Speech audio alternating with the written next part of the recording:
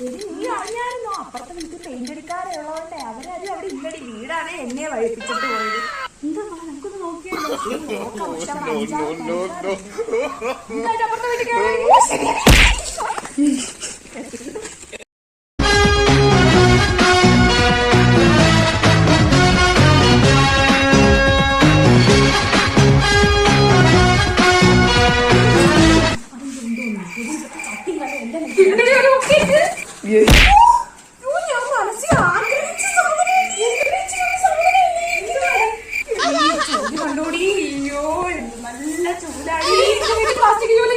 Plastic ചൂല അതെനിക്ക്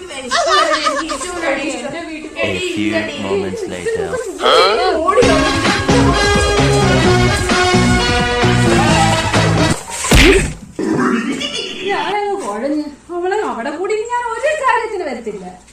എന്നാലും അവളങ്ങ് പോയില്ലേ. നീ വരുന്ന എന്റെ കൂടെ.